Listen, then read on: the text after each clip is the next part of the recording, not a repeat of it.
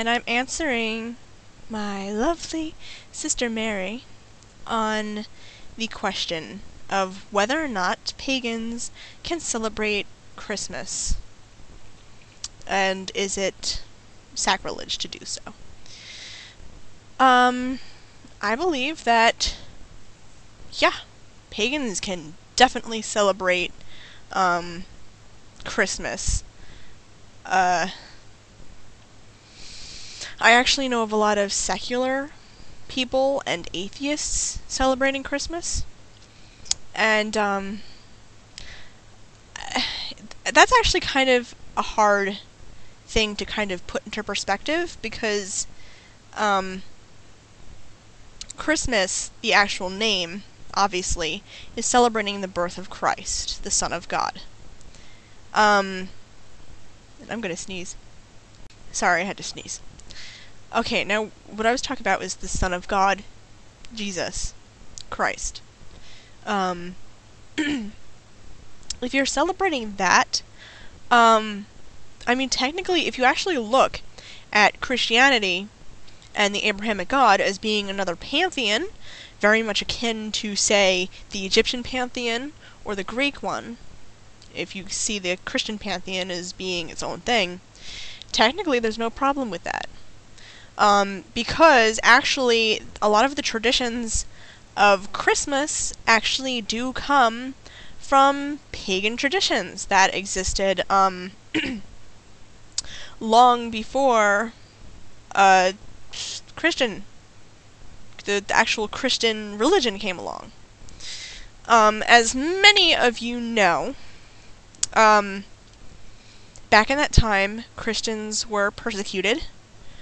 I would say, much like a lot of pagans now actually try to keep in the broom closet for fear of persecution, a lot of Christians back then actually had to keep their practices and their religions secret, because if the Romans found out, they were sentenced to death.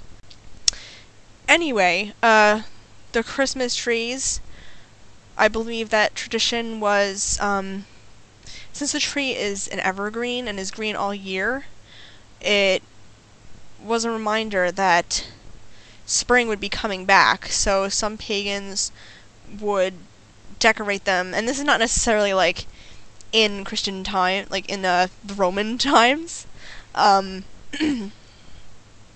like they would either decorate trees outside or bring them into their house.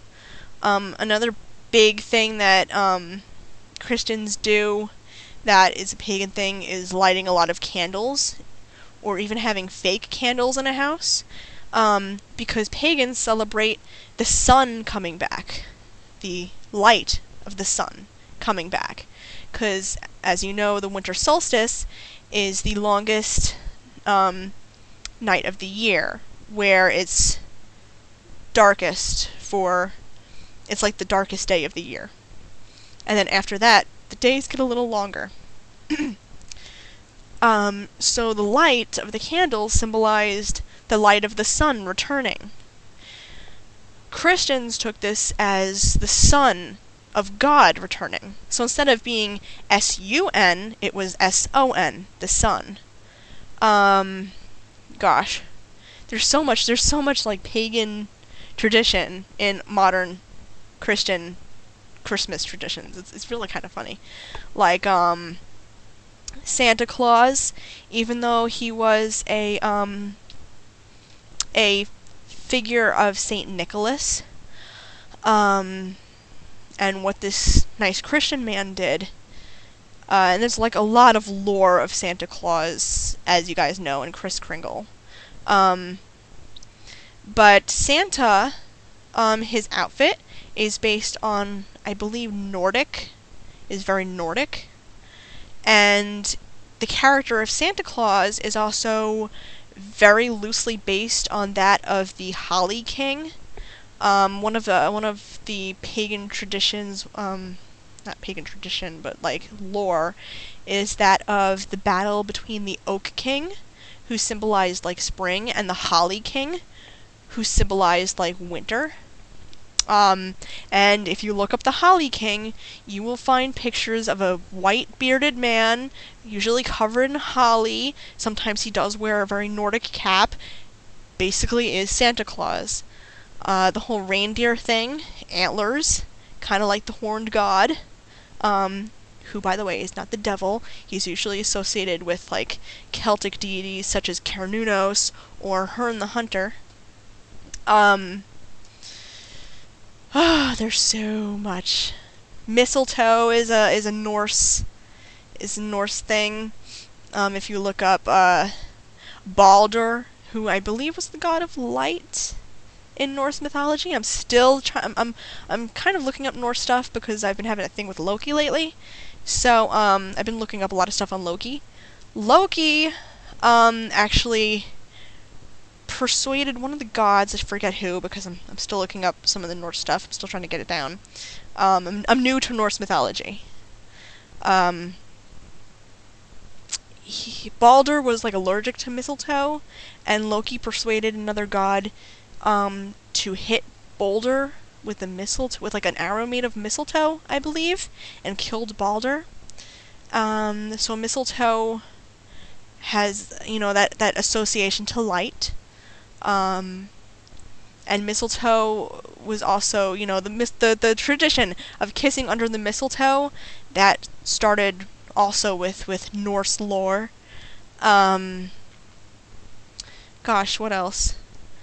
A lot of holidays around this time of year focus around light, whether it be Hanukkah and the lighting of the candles to represent the lighting at the temple, and keeping that light at the temple lit for 8 days. Kwanzaa also has light. Let's see. Pagans celebrate the sun coming back and, the return of the season of spring. Christians have the light, the Son of God, returning. And even secularists,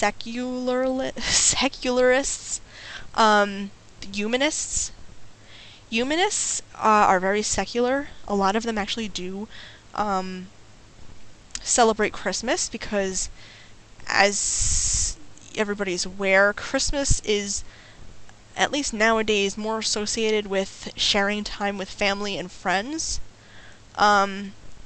It's very commercialized nowadays, and I think a lot of the message has been lost in the commercialization of Christmas, but it really is all about spending time with your family and friends. And I think a lot of secularists and atheists and whoever really abide by that more so than, if you're Christian, you go to church and you do celebrate the birth of Christ, but there's also that aspect of it. Anyway, humanists have human light, which basically is a celebration of compassion and hope and wisdom, and basically the light of the human spirit, inside of us. I'm not really too familiar with it, because I've only actually heard of it this year, but it is an actual holiday for humanists. And a lot of humanists that I actually have talked to do have a lot of the traditions that Christians have. Christmas trees, mistletoe, all that, because it's all in the spirit of the holidays. Even though I consider myself pagan and will continue on this path, and I do have a lot of broad beliefs, when I'm older I will definitely have a Christmas tree. I've grown up with one. Our Christmas tree at my house is a memory tree, so it has a lot of memories and ornaments associated with places we've been and times in our life that we treasure.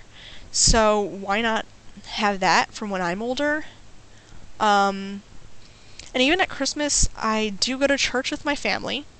I also have made a video on Owls and Ankhs about going to church even though you're a different religion, whether that be pagan or whatever. If you go to a Christian church with your family, I don't see it as being completely wrong, because it's in respect to your family. But also, Christmas is actually a really good time for a pagan to go to church, because Christian rituals are so close to pagan rituals, and I don't think a lot of Christians actually realize that, but it's true. There's more on that on that other video, but especially at Christmas time, since the solstice and Christmas have a lot of the same message, it's basically the same message when you go to church. The light coming back, the sun. A lot of Christmas songs are adaptable to a lot of pagan beliefs. And I love the positive feeling of church. And I also see it as just another pantheon. I don't see anything wrong with it. Just because I don't personally get along with the Abrahamic God doesn't mean that I don't like him, doesn't mean that I don't like Jesus. And I can go to church and still see the message of light and happiness coming back to earth and back to us in a church, in place of what they try to say in church, because it's really no different. And a lot of songs that they do sing at church do have kind of pagan overtones. If you actually look at the lyrics to Joy to the World, it is my favorite Christmas song that we sing at church, and it has a lot of pagan overtones to it. I mean, even if you look at I think it does mention Christ, I believe, at the end, but if you look at the first verse, it goes, "Joy to the world, the Lord has come, may earth receive her king." Her king. So, yes, I definitely believe that on some sort of level, pagans and secularists and atheists have just as a right to celebrate Christmas traditions than Christians do. I mean, as Christians do, they have just as much of a right to. I love celebrating it, because it's really all the message that matters. So, that's my take on it, and I'm sorry this ran long, but I had a lot to say, so, yes, that's my take on it. So, bye my sisters, and I hope to hear from you guys too. And hope your holiday was very good. I know that it's been a while, so hope to hear more prompts from you.